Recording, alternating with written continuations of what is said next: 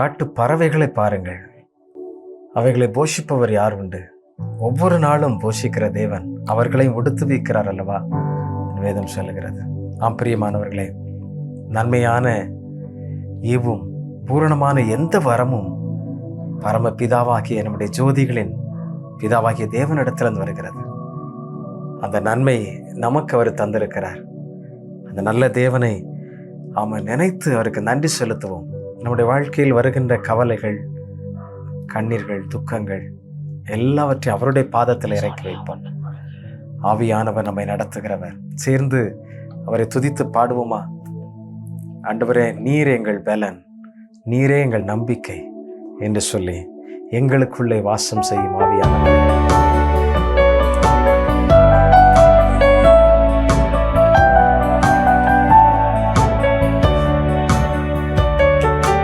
எங்களுக்குள்ளே வாசம் செய்யும் ஆவியானவரே, இந்நாளில் உம் சித்தம் போல் நடத்தி செல்லுமையா.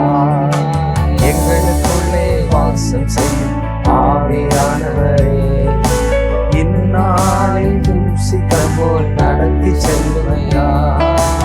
ஆவியானவரே, ஆவியானவரே, பரிசுத்த ஆவியானவரே, ஆவியானவரே, ஆவியானவரே, பரிசுத்த ஆவியானவரே. கவலை கண்ணீர் மறக்கணும், கர்த்தரையே நோக்கணும், கற்றுத்தாரும் ஆவியானவரே. கவலை கண்ணீர் மறக்கணும், கர்த்தரையே நோக்கணும், கற்றுத்தாரும் ஆவியானவரே. செய்த நன்மை நினைக்கணும், நன்றியோடு துதிக்கணும், சொல்லி தாரும் ஆவியானவரே. செய்த நன்மை நினைக்கணும், நன்றியோடு துதிக்கணும், சொல்லி தாரும் ஆவியானவரே. ஆவியானவரே, ஆவியானவரே, பரிசுத்த ஆவியானவரே. ஆவியானவரே, ஆவியானவரே, பரிசுத்த ஆவியானவரே. அல்லேலூயா. ஆமென். நீதிமொழிகள் 8ஆம் அதிகாரம் 35ஆம் வசனம். நீதிமொழிகள் 8:35. என்னை கண்டடைகிறவன் ஜீவனை கண்டடைகிறான். இயேசுவை கண்டுகொள்ளுகின்றவர்கள், பிதாவாகிய தேவனை கண்டுகொள்ளுகிறவர்கள் ஜீவனை கண்டுகொள்ளுகிறார்கள். ஆம் பிரியமானவர்களே, ஜீவன் என்பது என்ன? நம்முடைய சரீரமாகிய இந்த உடலுக்குள்ளாக அந்த ஜீவன் வைக்கப்பட்டிருக்கிறது. இந்த ஜீவன் யாருடைய ஜீவன்? அது அவருடைய நாசியின் சுவாசம். இது கொஞ்ச காலம் இந்த பூமியிலே இருந்து நாம் அவருடைய பணிவிடைகளை செய்து அவருக்குரியவர்களாக வாழ்ந்து அவருடைய சித்தத்தை நிறைவேற்றுவதற்கென்று ஆண்டவர் இந்த அழகிய ஜீவனை நமக்கு தந்திருக்கிறார். இந்த பூமியிலே நம்ம எல்லாவற்றையும் சுதந்திரிப்பதற்கும் ஆண்டு அனுபவிப்பதற்கும் அவரை உயர்த்துவதற்கும் ஆண்டவர் நமக்கு தந்திருக்கிறார். ஆகவே தான் அவரை கண்டுகொள்ளுகிறவர்கள் ஜீவனை கண்டுகொள்வார்கள்.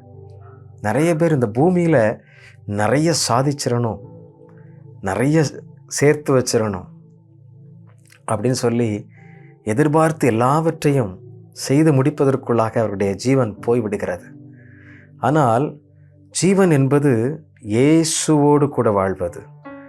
என்னை கண்டடைகிறவன் ஜீவனை இயேசுவை கண்டுகொள்ளுகிறான். அல்லேலூயா. அவரை கண்டுகொண்டால் இந்த ஜீவன் இந்த உலகத்தில் உள்ள கூட்டில் மாத்திரமல்ல, நித்திய வீட்டிலும் அவரோடு கூட மறுமையிலும் நாம் வாழப்போகிறோம். அதுதான் மரணத்திற்கு பின்பான இயேசுவை பின்பற்றுகிறவர்களுக்கான ஒரு வாழ்வு. அந்த வாழ்வுக்கு ஆண்டவர் நம்மை அழைத்து செல்லுகிறார். எவ்வளோ பெரிய பாக்கியம் பாருங்கள், எவ்வளோ பெரிய சுலாக்கியம். இந்த உலகத்தில் யாருக்குமே கிடைக்காததை. இதைத்தான் நீதிமொழிகள் 12:2 இப்படி சொல்லுகிறார், நல்லவன் கர்த்தரிடத்தில் தயை பெறுகிறான், துர்ச்சிந்தனைகள் உள்ள மனுஷனை அவர் ஆக்கினைக்குட்படுத்துவார். அப்படின்னா தேவனை பற்றி கொள்ளுகிறவர்கள் தயை பெற்று கொண்டவர்களாக இருக்கிறார்கள், கர்த்தரிடத்தில் தயை பெறுகிறார்கள். துர்ச்சிந்தனை, தவறான எண்ணங்கள், அசுத்தம், காமவிகாரம், பொய் சாட்சி, புறங்கூறுதல், இச்சகம் பேசுகுதல், எல்லாவற்றையும் தேவன் துர்ச்சிந்தனை உள்ள மனுஷனை அவர் ஆக்கினைக்குட்படுத்துவார் என்று சொல்லப்பட்டிருக்கிறது. ஆண்டவர் இவைகள் எல்லாம் வேண்டாம், எங்களுக்கு உள்ள நீங்கள் தான் வாசம் பண்ணணும், எங்களுக்குள்ள எப்பொழுதும் நீங்கள் தான் தங்கியிருக்கணும், எங்களை நீங்கள் தான் நடத்தணும், எங்கள் குடும்பத்தை முற்றிலும் நீங்கள் தான் ஆட்கொள்ளணும், என்னுடைய ஆவி ஆத்மா சரீரம் உமக்கு பிரியமாக இருக்கணும். அப்படி நம்ம ஒப்பு கொடுத்து ஆண்டவருடைய சமூகத்தில் நம்மை தாழ்த்தி ஜெபிக்கலாமா? அன்பின் ஆண்டவரே, இந்த அருமையான வேலைக்காக உமக்கு நன்றி செலுத்துகிறோம். துர்ச்சிந்தனை உள்ள மனிதர்களாய் அல்ல ஆண்டவரே, நீதியுள்ள மனிதர்களாய், நித்திய ஜீவனை பெற்றுக்கொண்ட மனிதர்களாய், எப்பொழுதும் நித்திய வாழ்வுக்கென்று வாழ்கிறவர்களாய் எங்களை தகுதிப்படுத்தும், பலப்படுத்தும், ஆசீர்வதித்து நடத்தும். ஒவ்வொரு பிள்ளைகளையும் அப்படி காத்துக்கொள்ளும் ஆண்டவரே. அந்த நிலையான அந்த நித்திய வீட்டின் வாழ்வை நாங்கள் பெற்றுக்கொண்டவர்களாய் எப்பொழுதும் சாட்சியாக இருக்க அந்த பூமியில் நீர் கொடுத்திருக்கிற நாட்களை, ஓட்டத்தை ஜெயத்தோடு ஓடி முடிக்க நீர் உதவி செய்யும். கவலைகளும் கண்ணீர்களும் துக்கங்களும் மறைந்து போகும். நீர் தருகின்ற அந்த ஆனந்த நாட்களுக்காக உமக்கு ஸ்தோத்திரம். ஒவ்வொருவரையும் ஆசீர்வதியும், பலப்படுத்தும். இயேசுவின் நாமத்திலே ஜெபிக்கிறோம் நல்ல பிதாவே. ஆமென், ஆமென். கர்த்தர் உங்களை ஆசீர்வதிப்பாராக. God bless you.